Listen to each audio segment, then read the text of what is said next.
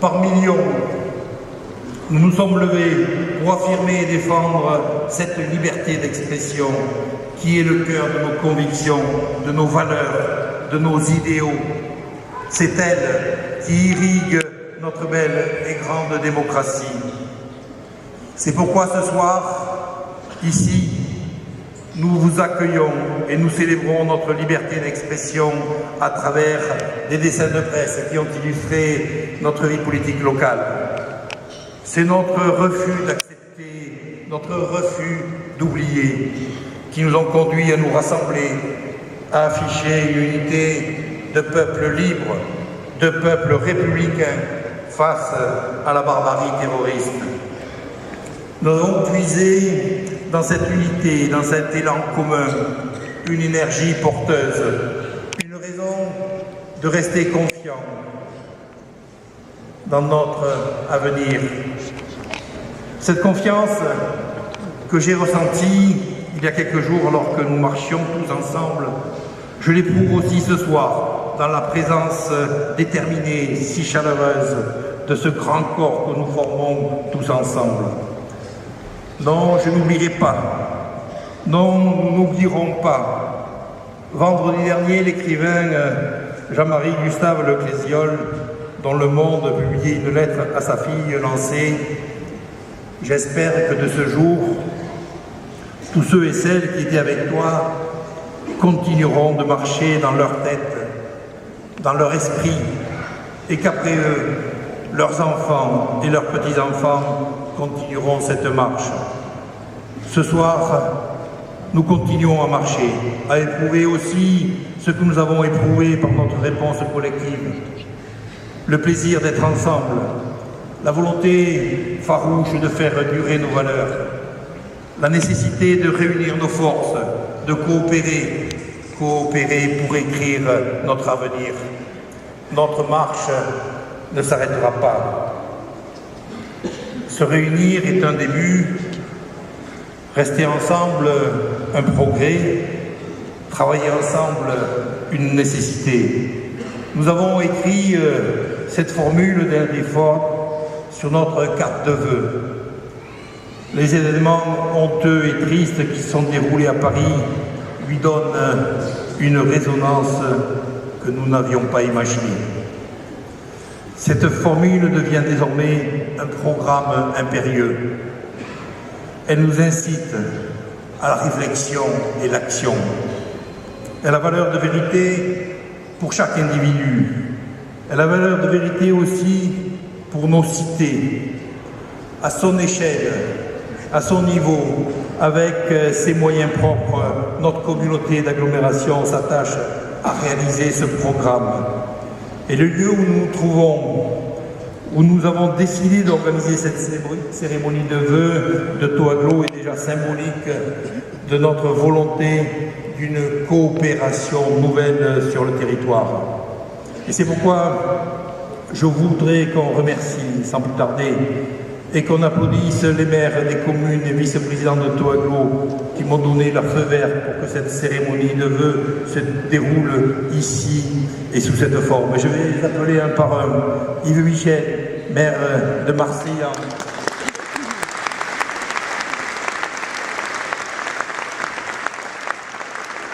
Vice-président délégué au développement économique et à l'attractivité du territoire. Pierre Boulois, maire de Frontignan.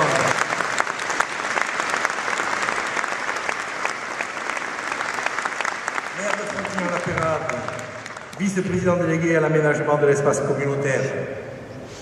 Gérard Canoas, maire de Ballard-les-Bains.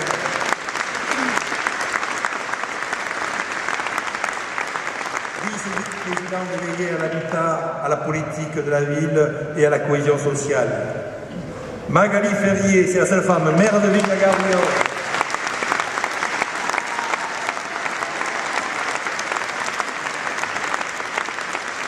Vice-présidente déléguée à la politique sportive.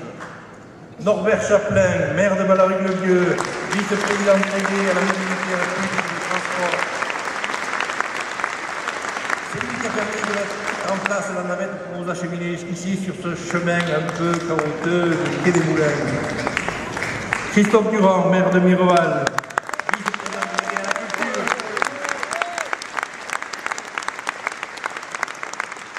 Francis Grotte, maire de Gijan, vice-président délégué à la gestion des espaces naturels.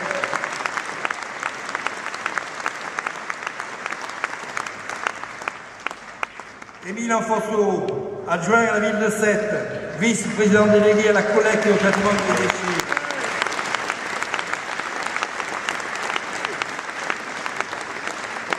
Et enfin, Antoine de Rinaldo, conseiller municipal de Sète, premier vice-président délégué aux finances.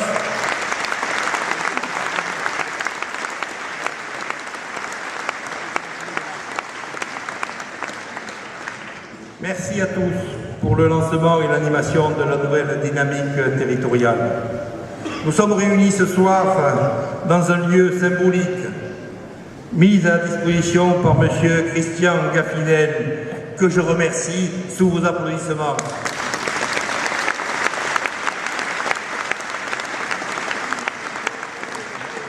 Ce chai magnifique est une trace architecturale du passé vinicole de Sète. Il témoigne d'une époque, les années 20-30 du siècle dernier, où Sète était un grand port pinardier et un pôle de tonnellerie. Ancien entrepôt de la société de l'apéritif du Bonnet, le chai illustre un bout de l'histoire de Sète, une part de son identité. Il porte sa mémoire. Cette mémoire est essentielle pour notre territoire. Et dans son discours de réception du prix Nobel de littérature, le 7 décembre dernier, l'écrivain Patrick Modiano a rappelé la fragilité de notre mémoire d'aujourd'hui qui doit lutter sans cesse contre l'amnésie et l'oubli. Mais ce lieu a aussi un magnétisme inscrit dans l'espace. Il fait comme un trait d'union avec les communes de Sète et de Frontignan-la-Pérade. Elle aussi reste étroitement liée à cette histoire vinicole et viticole. Ce chai des Moulins jette un pont vers les 6 autres communes dont l'identité a été façonnée aussi par la vigne et par le vin. Il marque le lieu où Sète se relie au territoire de Thau et l'inverse est aussi vrai. Ce chai est le lieu à la fois réel et symbolique où toutes les communes de Thau Agglo croisent leur destin économique et culturel. Ici, sous un certain angle, se dépose et continue de mûrir le travail de nos pères, la richesse de leur culture et de leur pratique. Mais ici s'annonce également un autre destin, un avenir que nous construisons. Le toit et les murs de ce chai abriteront sans doute un jour un pôle culturel d'agglomération. Et cette perspective aussi est révélatrice de la mutation de Thau Agglo. C'est donc pour célébrer une coopération redéfinie, plus ample, plus active, que nous avons choisi ce lieu. Merci à toutes et à tous d'avoir répondu en si grand nombre à notre invitation. Vous en avez parfaitement compris l'enjeu. Il ne s'agissait nullement de priver les Sétois de leurs vœux, ni d'attirer les habitants des autres communes à des vœux sétois où ils perdraient leur repère. Il s'agit en ce début d'année, quel que soit le climat, de fêter tous ensemble notre communauté d'agglomération, de nous rassembler autour d'elle, grâce à elle et pour elle. Et c'est dans ce rassemblement que nous pouvons mieux comprendre ce qu'est une agglomération. Un projet territorial, certes, mais aussi et surtout un chantier à réaliser, une œuvre à écrire. Il faut le reconnaître, nous n'avions pas immédiatement perçu cet enjeu devenu évident, aveuglant aujourd'hui. Dès mon arrivée en politique, j'ai été un des premiers artisans de la création de l'Agglo, c'était en 2002, mais nous avions tous des réticences, des incompréhensions, des attentes différentes. Chaque élu gérait sa commune, regardait son clocher, parlait pour sa ville. Nous n'avions pas l'habitude de travailler ensemble, nous n'avions pas la culture de la coopération.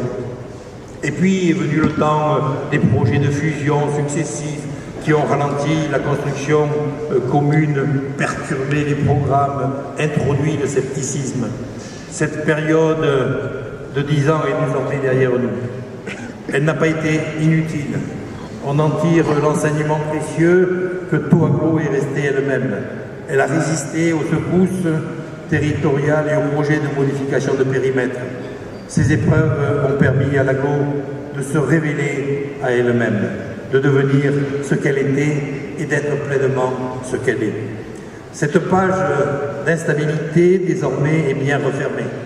Nous avons jusqu'en 2020 pour pousser l'aglo en avant, pour faire entrer nos communes dans la modernité territoriale. Et cela ne nous empêchera pas de renforcer nos liens avec la CCNBT, notre voisine du nord de l'étang, dont je salue d'ailleurs les élus présents ce soir, des liens solides se tissent déjà avec elle à travers le syndicat mixte ou l'entente intercommunale, tout comme nous regardons également vers Agde et l'ouest de notre territoire. Cela ne freinera notre coopération avec le pôle métropolitain de Montpellier qui réunira prochainement une trentaine de collectivités, agglo et communautés de communes de notre région. Bienvenue également à tous les représentants de la métropole montpelliéraine Méditerranée qui nous ont rendu visite ce soir. Ce cheminement singulier nous a instruits, il nous a fait grandir, il a préservé également notre indépendance. Mais aujourd'hui, notre communauté n'est plus la même. Elle donne un sens à son existence. Pour moi, pour nous, désormais, ce n'est pas une fusion de communes, ni une agglomération d'espaces. Fusionner, c'est se fondre, c'est disparaître. S'agglomérer, c'est se regrouper pour former un ensemble distinct. Adepte depuis toujours du pragmatisme, je préfère, pour définir Toaglo, dire que c'est un outil de coopération des communes. Coopérer veut dire agir, travailler ensemble dans un projet commun. Cela ne signifie pas qu'on a une définition préalable, gravée à tout jamais dans le marbre, de ce que l'on va faire. Cela veut dire qu'à chaque étape, il faut faire l'expérience du travail en commun. Et de ce travail en commun, nous avons, avec les autres maires de Toaglo et son bureau, établi les grandes lignes, les principes et les objectifs. Nous avons scellé un pacte de gouvernance. Il était indispensable, avec des conseillers élus au suffrage universel, une représentation des communes en fonction de leur population et l'entrée des oppositions dans les conseils Toaglo, changer de monde et entrer dans une nouvelle phase. Nous avons réussi cette véritable mutation territoriale. Depuis mai 2014, la plupart de nos délibérations ont été adoptées à l'unanimité et le budget a été voté à une très large majorité.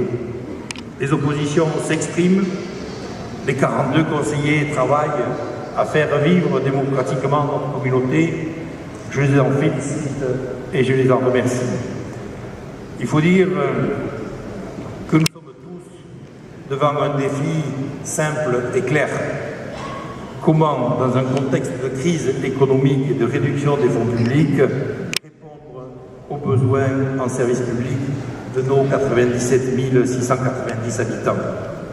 La plupart de nos communes sont à souffrance financière, mais le budget 2015 de Toaglo, qui s'élève à 130 millions d'euros, nous donne une ample marge de manœuvre.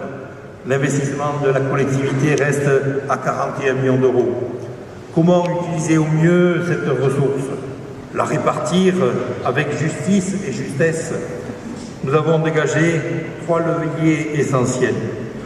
La mutualisation des services, l'extension des compétences et la répartition des fonds de concours.